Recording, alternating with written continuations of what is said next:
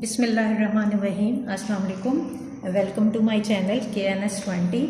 Basically ये channel आप लोगों को हेल्प आउट करने के लिए बनाया गया है ताकि आपको इकोनॉमिक्स से या किसी भी सब्जेक्ट से रेलिवेंट जो भी मैं आपके लेक्चर्स डाउनलोड करूँगी वो आपको हेल्पफुल साबित हो सके। आज जो हम टॉपिक करेंगे वो लॉ ऑफ डिमांड है।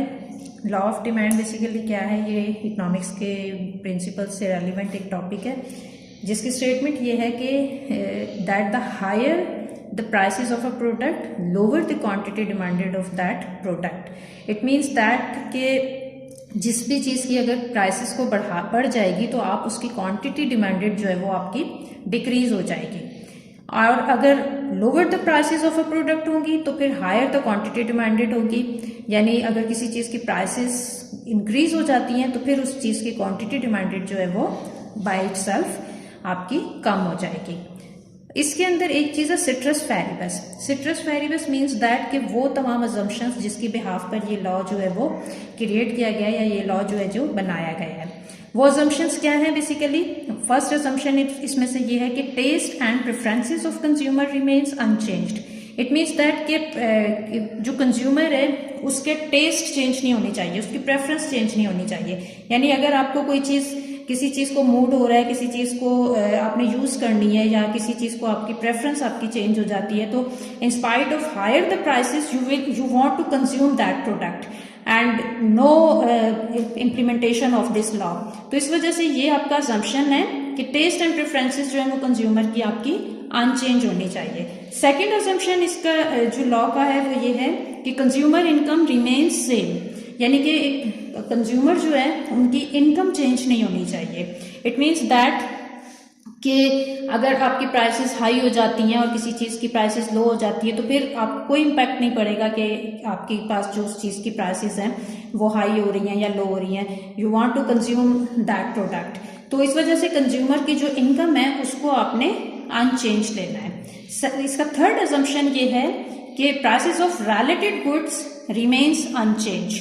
रिमेन्स अनचेंज मीन्स दैट कि आपकी रिलेटेड गुड्स में आपकी दो तरह की चीजें आती हैं। First one is the complement and second one is the substitutes. Complements क्या चीज़ है, यानी कि अगर आपको एक चीज़ यूज़ करनी है, एक चीज़ कंज्यूम करना आप चाहते हैं तो उसके साथ आपको लाजमी तौर पर दूसरी चीज़ की कंजम्पशन को भी कंसिडर करना पड़ेगा। फॉर एग्जाम्पल अगर आप मोबाइल को यूज़ करना चाहते हैं तो आपको लाजमी तौर पर उसके साथ सिम कार्ड चाहिए होगा। अगर आपको जो है वो गाड़ी आप लेते हैं तो उसके साथ लाजमी आपको टायर वगैरह चाहिए होंगे। तो ऐसी चीज़ें जिनके साथ आपको एक चीज़ की कंजम्पशन के लिए दूसरी चीज़ की कंजम्पशन आपको लाजमी चाहिए होगी, वो तमाम चीज़ें जो है वो कॉम्प्लीमेंट्स कहलाती हैं। और सब्स्टिट्यूट गुड्स आपके पास वो चीज़ें होती हैं जिनको अगर आप एक की अगर प्राइस बढ़ती है तो आप दूसरी तरफ स्विच कर सकते हैं, जिनको एक की जगह पर दूसरी जगह कोई दूसरी जो प्रोडक्ट है आप उसको यूज़ कर सकते हैं। ऐसी तमाम चीज़ें जो एक की बजाय दूसरी को यूज़ किया जा सकता है उनको हम सब्स्टिट्यूट गुड्स कहते हैं। सब्स्टिट्यूट गुड्स की जो एग्जाम्पल है वो आपके पास चाय और कॉफ़ी है। इसके अलावा कोल्ड ड्रिंक में आपके पास पेप्सी और कोक है। आपके पास एक चीज़ की प्राइस बढ़ती है तो आप दूसरी तरफ मूव कर सकते हैं। तो इन दैट केस भी जो आपके पास रिलेटेड है गुड्स हैं उनकी प्राइसेस आपके पास रिमेन सेम होनी चाहिए या अनचेंज होनी चाहिए। फोर्थ असम्पशन इसका ये है कि goods should not have any Prestige value. Any Prestige value means that कि किसी चीज़ की कोई चीज़ ऐसी ना हो कि कोई फैशन में आ गई है तो फिर फैशन में अगर आ गई है, या कोई चीज़ ऐसी नहीं है जिसकी कोई वैल्यू लोगों के नज़दीक बढ़ गई है, अगर ऐसी कोई चीज़ होगी तो फिर वो in spite of the increasing the prices of that commodity people wants to buy more of that commodity. तो फिर इस कंडीशन में भी जो है वो ये लॉ ऑफ डिमांड जो है वो होल्ड नहीं करेगा।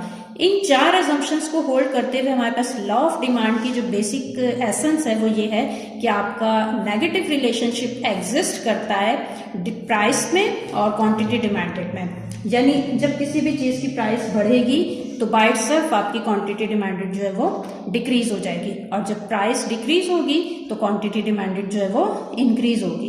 इसको सिमिलरली हम लोग एक जो है वो इसको ग्राफ से भी शो कर सकते हैं। यहाँ पर आपको इससे भी नज़र आ रही है कि आपके पास जैसे जैसे इस पैटर्न में नज़र आ रहा है कि जैसे जैसे आपके पास प्राइस डिक्रीज हो रही है तो आपकी क्वांटिटी डिमांडेड जो है वो आपके पास क्या हो रही है, इंक्रीज होती हुई नज़र आ रही है। जब प्राइस 5 थी तो आपकी 2 हो गई। इसको हम ग्राफिकली भी शो कर सकते हैं। 4 प्राइस है तो क्वांटिटी डिमांडेड 4 है, प्राइस डिक्रीज होकर 3 हुई तो आपकी क्वांटिटी डिमांडेड इंक्रीज हो गई। इसी तरीके से देखिए यहाँ पर ग्राफ में भी नजर आ सकता है कि जब आपके पास प्राइस हाई है तो आपके पास जो क्वांटिटी डिमांडेड है, एक्स एक्सिस पर क्वांटिटी डिमांडेड है, वाई एक्सिस पर आपका प्राइस है। और आपको फर्स्ट पॉइंट आपको नजर आ रहा है कि जब प्राइस हाईएस्ट है तो आपकी क्वांटिटी डिमांडेड जो है वो लोएस्ट है। जैसे जैसे आपकी प्राइस डिक्रीज हो रही है, नीचे की तरफ आ रही है, आपकी क्वांटिटी डिमांडेड जो है वो आपको बढ़ती हुई नजर आ रही है। आपकी जो है मूवमेंट इसकी एक्स एक्सिस पर अलोंग द लाइन आपको नजर आ रही है, यानी और जब आप इन तमाम पॉइंट्स को एक ज्वाइन करते हैं तो आपको एक नेगेटिव जो है वो कर्व हासिल होता है, जो ये शो कर रहा है कि नेगेटिव एसोसिएशन है between price and quantity demanded. One price decrease, quantity demanded will increase. I hope you get all the aspects of this topic. आपको बहुत पसंद आया होगा। अगर ये टॉपिक आपके लिए थोड़ा सा भी हेल्पफुल साबित हो तो चैनल को लाइक करें, शेयर करें इस वीडियो को और सब्सक्राइब करना मत भूलिएगा। Thank you so much.